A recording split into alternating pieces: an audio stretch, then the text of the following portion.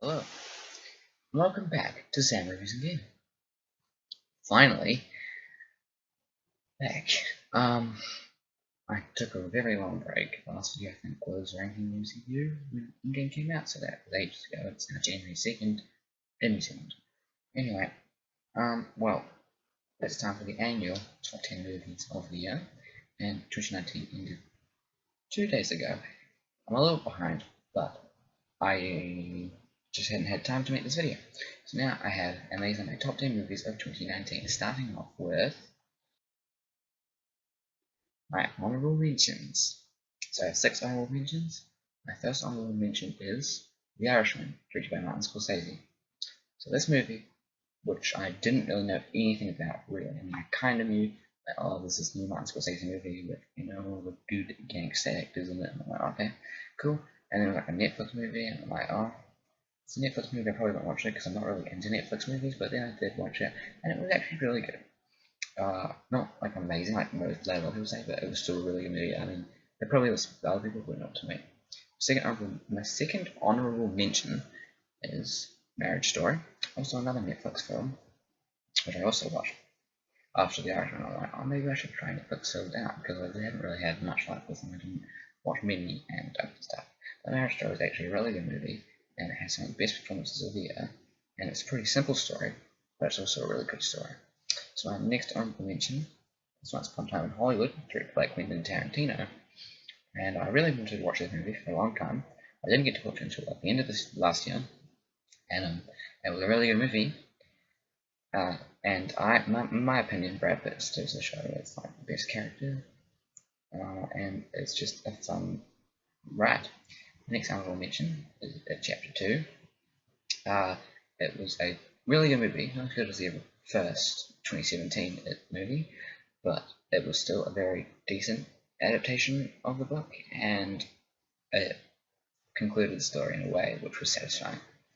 My next honorable mention is Frozen 2, which was surprising for me because I never expected this to be on my list. Didn't even expect to watch it, but I went to it, and I don't even like the first Frozen movie, and I actually do like the second Frozen movie. So there we go. It's actually a pretty decent movie. I mean, it's on my honorable mentions for the rest of the year, and it's also got some really good songs, which I really hate all the songs from the original, and so it was good to have some good songs.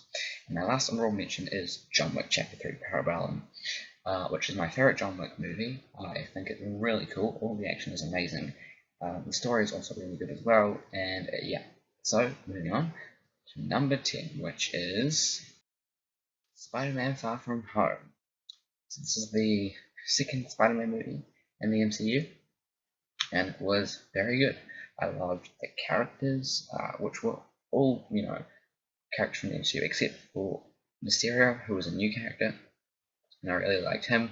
He was a really cool character, and I mean, if you haven't seen the movie, spoiler alert, but the twist from him actually being a bad guy, and also not even actually having powers, just using technology, drones to like project his fights and stuff was actually really cool, and it was a very interesting film. And the ending with that post-credit scene, the first one was mind-blowing, and then they're like, "Oh, Spider-Man is cancelled. Oh wait, no, he's not. He's back." So hopefully we'll get that third movie, and it's good.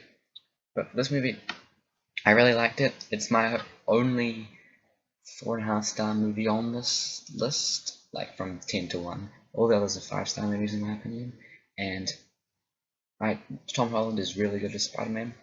Nick Fury is always great as Samuel L. Jackson, and it's good to see Happy Hogan back at the front of the movie, kind of. Yeah. Anyway, moving on to number 9, which is Shazam.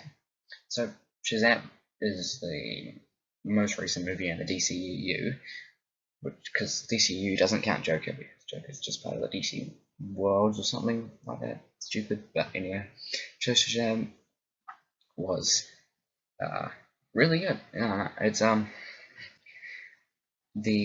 I absolutely loved the concept and the plot of this movie. The portrayal of Shazam by Zachary Levi was amazing. He really brought to life the child adult, which was really cool. And also, I can't remember don't know his name, but the kid who's his friend, Lily's friend, with the crutch thing from that. Also, he was really good. And also, the villain was, he was generic, but like it was good because it was just his starting off to be hero. And the DCE was just trying to find its fitting. The CG wasn't best at times, but that was because they had a low budget, and the horror scenes, which because it was a horror director, the scenes were kind of like horror-like, were actually pretty scary. So yeah, so that's number 9, which is Shazam, and number 8 is Aladdin, the 2019, obviously, live-action remake. So this is by far the best live-action remake that Disney has made. I haven't actually seen The Lion King because I didn't want to. Because everyone was saying it was pretty bad, so I did not want to see it. And yeah, but I went to see Aladdin, and Aladdin was it was good because it wasn't just literally a remake of the movie, like it was, but there were other stuff added in, new stuff added in, like a new song, and the chase at the end, which gave a more climactic ending to the movie. Will Smith as Genie was really good, competing with Robin Williams, I guess, but he wasn't as good as him, but, he's not going to be, so he went for a different type of Genie, which was really cool to see. The actors for Jasmine and Aladdin were also really decent, and the CG was actually pretty good for this movie, even though people said the Genie looked really bad. He didn't really look that bad. But the only thing that makes this movie, not 100% good is Jafar. He's a weird portrayal of the character, that's for sure. Yeah, so moving on to number 7, which is Toy Story 4. When they revealed that they're going to do a Toy Story 4, I'm like, no, that's not good. We should, it ended, I thought. And it was in the works for years, and I'm like, oh, it's probably not even going to come out. And then it did, and it was actually really surprising. It's one of the 3 movies I've seen in this 2 times this year. I didn't love it so much I went to the movies twice. I just happened to go see it, and then go see it with my friends another time. But yeah, it's actually really good. It's, in my opinion, better than Toy Story 2, but not the others. It's good to see Bo Peep back as a character, and she was actually kind of a cool character. Bunny and Ducky were funny, and the villain, Gabby Gabby, was actually like, spoiler alert, but not like a full villain. So that was kind of cool to see like a villain, but like they're just sad and depressed, so that's why they're bad. And this ending was pretty sad, to be honest, with Woody leaving them. But yeah, he kind of needed to. So that was number 7, Toy Story 4. Number 6 is Doctor Sleep. So this is the sequel to The Shining, if you didn't know. And this is a really great movie. Ewan McGregor is amazing as Danny Torrance as an adult. He plays him perfectly. And the villain, played by Rebecca Stokes, I think. Anyway, she was really good villain, and the concept of the whole villain, like sucking steam, like eating steam to like live long, was a cool thing. And it was cool to see flashbacks to when, just when Danny was a kid, and then you see his mum, and then there's like the whole part at the end where they go back to the Overlook Hotel, which was the best part of the movie by far. And then it's kind of cool to see, like, spoiler alert, but that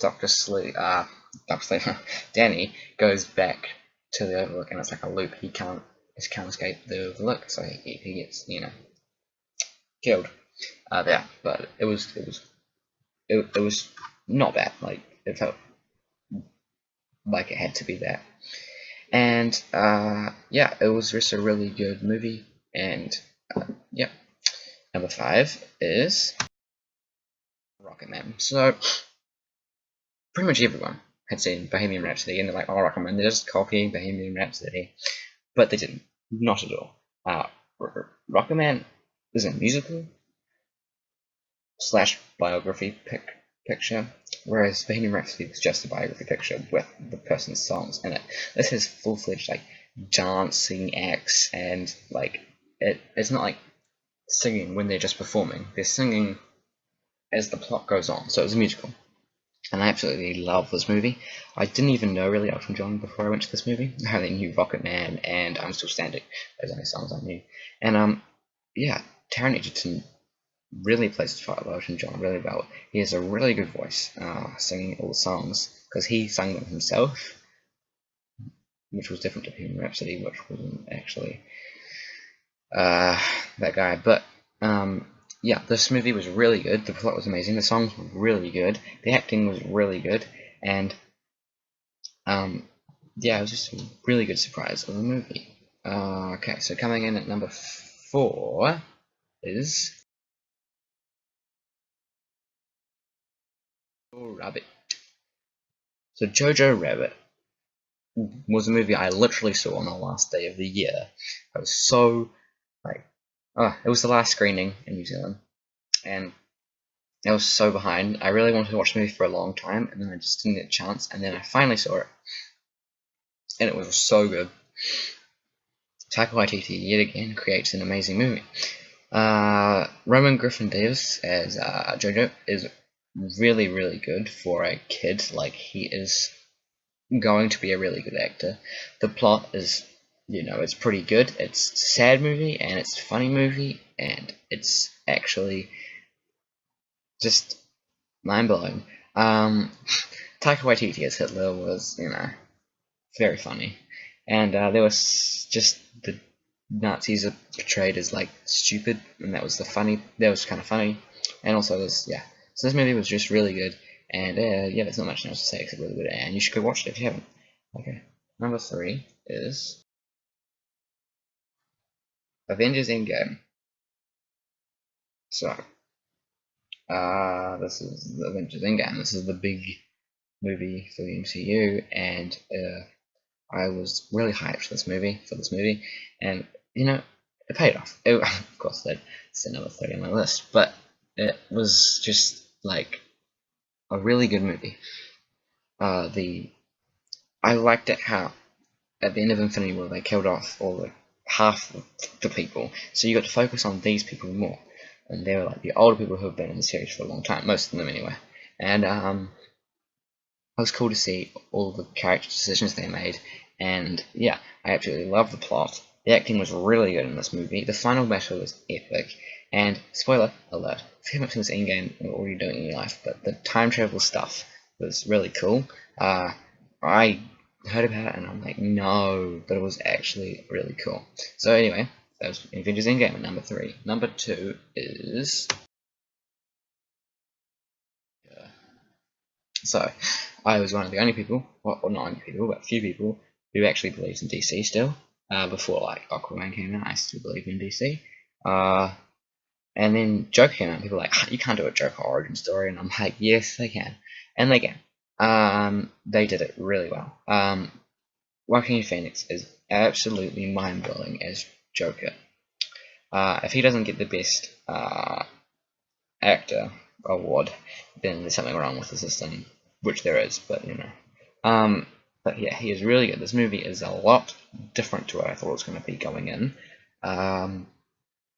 It's actually quite a depressing movie, and yeah, it's just sad to see this guy struggle and eventually just break, and then he becomes the Joker.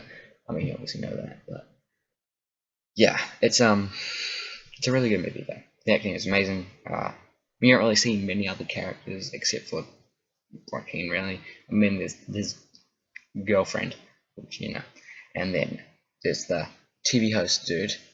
But yeah, apart from that, it's pretty much just all focused on him, and you don't get bored. And the movie doesn't feel like 2 hours; it feels like 1 hour, and it's just a really great character study, and I absolutely loved it. But it is not my number 1. My number 1, well, people are probably not going to like me for this, but anyway, my number 1 is Star Wars: The Rise of Skywalker. So, this movie was my most anticipated movie of the year, and it's my favorite movie of the year. I absolutely love this movie from start to finish. It was amazing, and you know what? I actually loved The Last Jedi as well. And people were saying, "Oh, if you liked The Last Jedi, you can't like this movie." And I'm like, "Well, I do." Um, yeah, I don't think that this movie like retconned anything in The Last Jedi. I mean, it didn't really. It kind of like The Last Jedi, like kind of like people saying, "Oh, it changed Luke," right? In this movie when he came back as a Force Ghost. Spoiler alert. But yeah, uh, he, well, I think anyway, my opinion. At the end of The Last Jedi, he decides that he was wrong to stay on the island, and he's not fast enough to get there in time. So he's why he force appears himself or whatever, force projects himself, yeah, and he saves them. So he did change, and so that's why he's just changed, right? And yeah, so I mean, the the it was very fast paced, which was kind of a problem the first time I watched it, but the second time I watched it, I'm like, because the second time I watched it, I was fine. It didn't really affect me at all. Adam Driver literally is amazing in this movie. He's by far the best new character in this series, and I mean, you already know until the spoilers, but it's great to see him. The way they turned him back changed him from Kylo to Ben was good. I did not want him to just change because because he killed Han, but the way that they did it was like Han was telling him so that was good. Rey was also pretty decent. Like Daisy Ridley was actually pretty good in this movie. I wasn't the biggest fan of her in The Force Awakens. She was a lot better in The Last Jedi, and then she was actually pretty decent in this movie.